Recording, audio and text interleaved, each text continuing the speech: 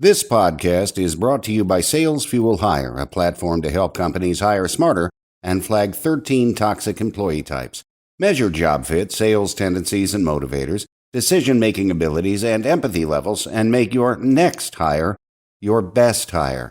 Try it now on salesfuel.com/hire and use promo code MANAGESMARTER for $50 off your first purchase. Welcome to the Manage Smarter podcast with hosts C. Lee Smith and Audrey Strong.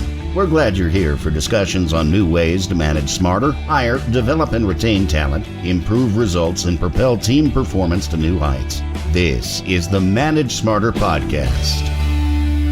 Our guest today is an expert in managing lots and lots of people and very complex organizations. And boy, has he got a lot of great experience in this area and a lot of other things too. Hi, everybody. Welcome to the Manage Smarter podcast. I'm Audrey Strong. I'm the Vice President of Communications here at Sales Fuel. And I'm C. Lee Smith. I'm the CEO of Sales Fuel. And yeah, even though we're going to be talking quite a bit about automotive dealerships today, there's a lot of similarities between some of the complexities of multiple dealers, brands and dealerships and managing that with maybe your company about managing different brands or different offices in different markets with different managers. And so helping to make sense of that is Pat. So welcome to the show, Pat. Thank you for having me. I appreciate it, Audrey. Appreciate it, Lee. Thank you. Yeah, I want to dive in. I want to share a little bit about Pat's background. Let's do that. Yeah, so Pat Norris is the Senior Vice President of Jim Doyle and Associates, having previously been on the other side of the table. As an Auto Group managing partner, he experienced the power of the Jim Doyle philosophy of concentration and marketing focus. He's a marketing expert as well, everybody. He's the managing partner of the Norris Auto Group. He also run a collection of 5 retail multi-brand. This is kind of what we're going to start getting into. Multi-brand automobile dealerships and 2 motorsports stores as well. 16 years of success directly attributed to his ability to develop advertising strategies and cut through advertising noise in this increasingly fractured landscape and get the results. So Pat, yes, go ahead, Lee. First question out of the gate. No, I couldn't wait to ask that question. So what I'm really curious about is like you have these 5 stores and they all represent different brands with their own brand cultures, if you will. Right. But at the same point in time, it's like you have the auto group, as its own company. When does one culture end as far as the store culture or the brand culture of the make and model that they're selling, and then the overall company or corporate culture began? Well, I think, Lee, what's important is you have to have the overall corporate culture in place amongst all the dealerships. There has to be some non-negotiables. In other words, some of the non-negotiables were, one, that we would all treat each other with great respect, not only inside the stores from management to their employees, but also employees to their management team. And then the same thing amongst the group itself. We were to treat each other, with dignity and respect. That then interprets to treating our customers with dignity and respect.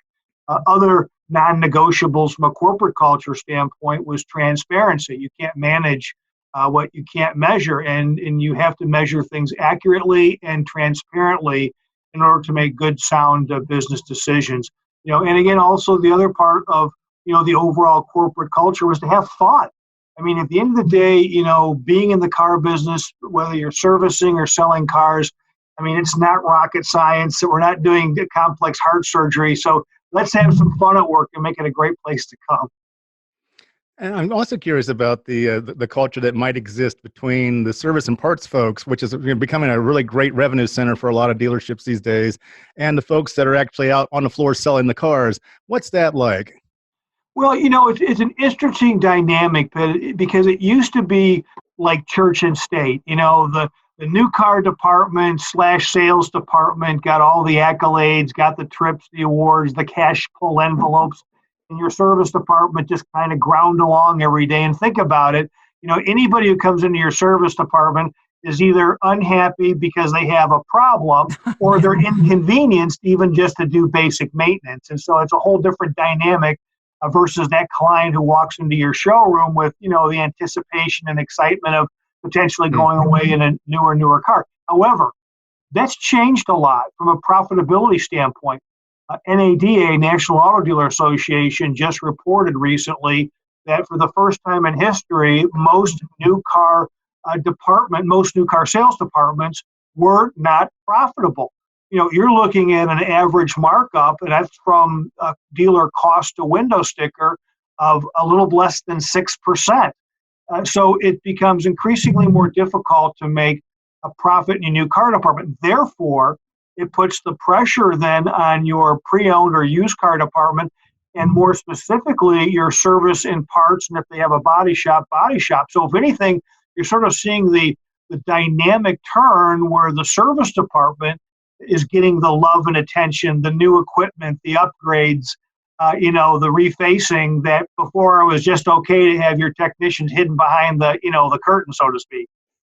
Interesting. So you had a collection of 5 multi-brand dealerships. Were they spread out geographically as well? I'm interested in hearing how you manage those and what your tips are for managers who have are spread over, different locations and need layers of delegating. Well, that's a great question. And what you have, first of all, they were in about a 50-mile ring, 55, 60-mile ring. And I can tell you some days driving those 50 miles felt like 5,000 miles between dealerships. And the brands ranged from entry-level Tier 3 at the time, Kia, Suzuki, etc., Suzuki cars, all the way up to Cadillac and Buicks. We had a collection of mostly domestics, Ford, GM, Chrysler stores, but we also had Hyundai, Kia, Honda, and again, Suzuki cars. And I'll even admit I was a Daewoo dealer for a short period of time. Wow. Yeah.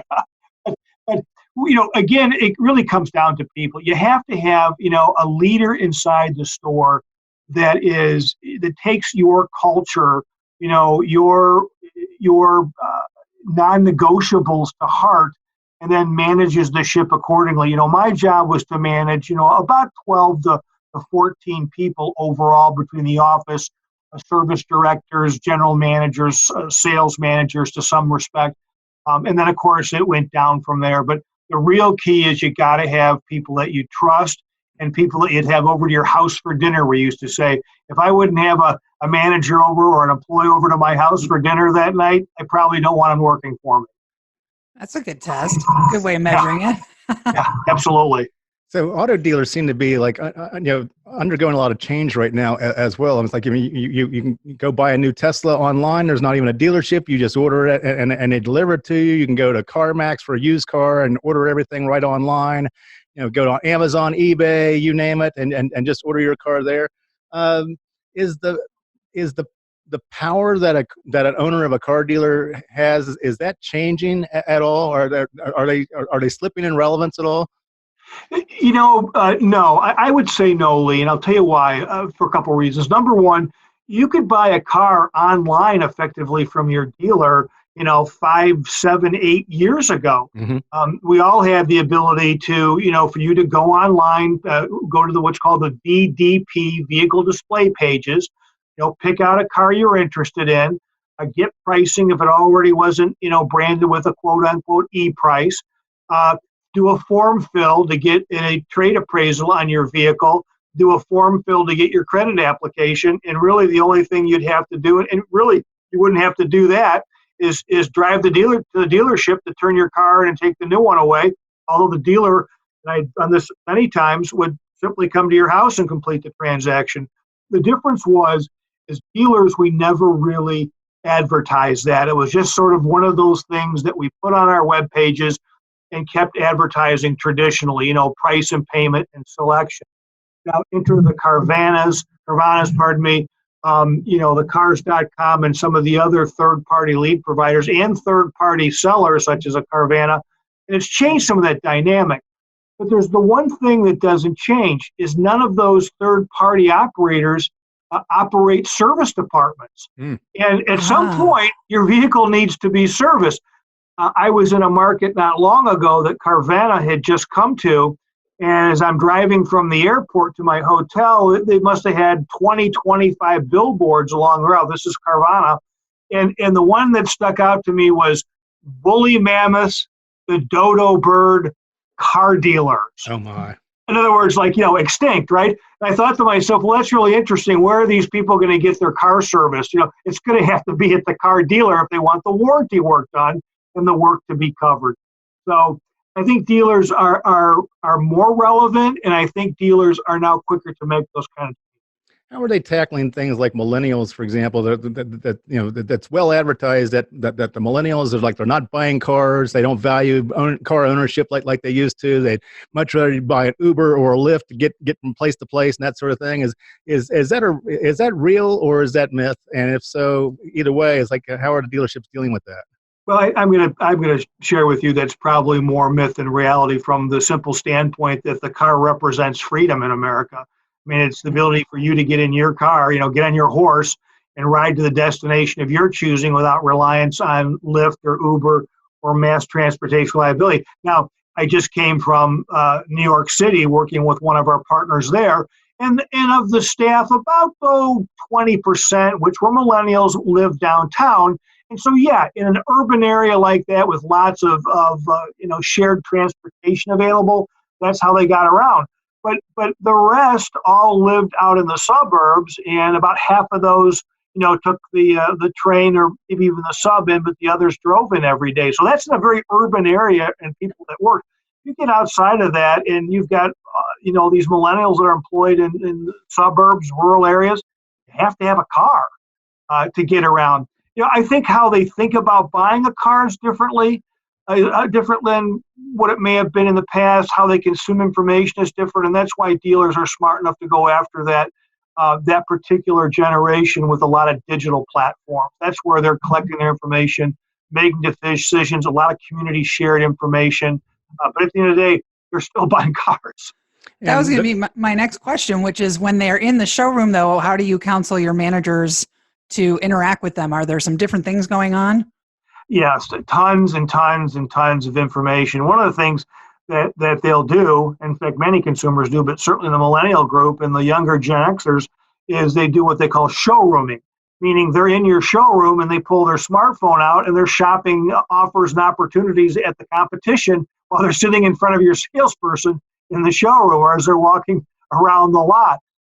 Tons and tons of information, tons of transparency. I can tell you, if you're a dealer that is offering, a dozen models or more, that millennial walking to your showroom probably has more product information than your salesperson does on a specific vehicle.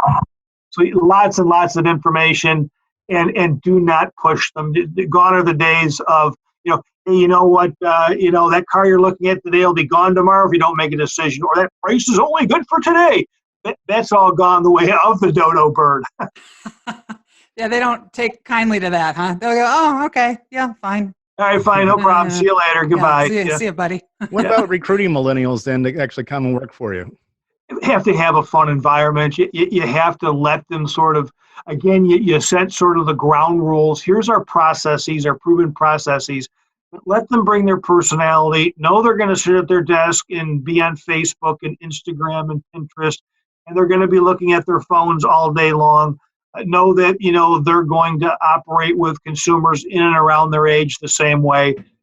Just let them have some fun and let them be who they are. Just establish, again, I like the word non-negotiable, the non-negotiable processes. We're going to offer a test drive.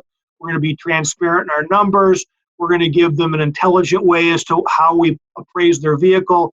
We're going to give them fair pricing and finance options, and then let them make the decision. Interesting. You say that one of your other top skills and you'd like to share a little bit about for this podcast is prospecting expertise. For those in our audience that are sales managers, what are some of your top tips? For prospecting? Yes. For just general industry or business verticals? I don't know. Whatever you want to offer is fine. Well, tip for prospecting, one of the things I share, what I'm doing now is I encourage sales managers and salespeople to use Google AdWords. Take a look in your market or in a geographically targeted area, what people are searching for in terms of words. A case in point, a dentist that I met in New York City, how did the sales manager ultimately get the appointment? It was because they offered a specific laser called Solera that worked on gums and cavities and so forth, but there was no need for anesthesia because it wasn't drilling and it was relatively painless. Point being, as I said, do a Google AdWords search as to what people are searching in a 3-mile, 4-mile concentric ring around this dental practice. Tooth pain, painless, cavities, gum disease, etc. What they found is in New York City that there was over 15,000 searches in that 4-mile concentric ring the previous month. And when they shared their information, the dentist said, "You're not coming up anywhere." They're very eager to meet us, and they did, and we ended up being able to craft a great strategy for them. Yeah. So speaking of marketing, which is an area in which you have expertise, I've noticed that I don't see nearly as many car dealerships advertising on TV lately. But it's like whenever I'm on digital, I see them all the time. Is that just my imagination, or is that something that's really going on? No, you've seen a shift, Lee, in the last couple of years.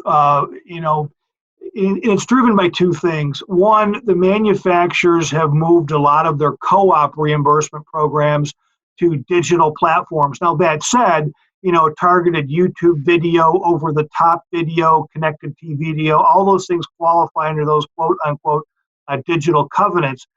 So one, the manufacturers force that behavior. And two, you get your monthly copy of automotive news, or you get your dealer magazine, feed, and it's all about, digital. It's the shiny new object. However, the reality of it is there is no search engine that creates demand. It only satisfies demand that already exists. So the importance of stimulating the market through traditional media, whether that's, high reach frequency schedules on television or even cable to some degree, or radio, is equally as important as it was 20 years ago. Something still has to say where to buy, what to buy, why to buy, and then drive these potential buyers, consumers, into the dealer's footprint where they meet with them digitally. I like to tell dealers, if all you're doing is digital advertising, you're being very passive in your approach to the market. You're hoping people will stumble upon you along the way versus stimulating the market through traditional advertising. I seem to notice that when all of these family-owned dealerships, they get passed down to the next generation, that the younger generation comes up and they want to do things differently than the old man used to do it. So the old man was on television all the time and ran full-page newspaper ads, and I'm wondering if that also is what's leading to the movement to more digital platforms. Well, there's no question about that. And in fact, when I talk to a lot of PhDs in the car business, PhD stands for Papa Had a Dealership. So when I talk to a lot of these younger PhDs, they'll reference that what happens is they become a focus group of one. Well, I don't really watch TV, so I'm online streaming Netflix or Hulu or Sling, and I'm looking at my various digital feeds. I'm on Instagram. So gosh, isn't everybody who buys a car there? But the way to counsel them is the fact that, look, the number one group with the most disposable income is your baby boomer. And today, on this past January 1st, every baby boomer, the youngest baby boomer in America, is 54 years old. And now that half have had birthdays, the youngest baby boomers in the country are 54, 55. So we start talking about the fact that you really want to leave out an audience, that 54, 55 plus audience, that one has the most money, still buys lots of cars, but also consumes a lot more traditional media than more digital media. And, usually I get half of them to shake their head and turn around a little bit in their thinking. This is fascinating. Well, if you're a wealth of information, JimDoyle.com is your website. We'll wrap things up here. Patrick Norris 08 is your Twitter, right? Correct. And Patrick Norris on LinkedIn, everybody. This has been very interesting conversation. I've learned a lot, Pat. Thank you, Audrey. Thank you, Lee. Much appreciated. And if you've enjoyed this podcast, please tell a friend or share it with a colleague. And, if you'd like to be on the show, visit managesmarter.com and fill out a guest request. So thank you all for listening. Thanks for listening. If you enjoyed the show, please rate and recommend on iTunes, Overcast, or wherever you get your podcasts. You can also get more great information at salesfuel.com.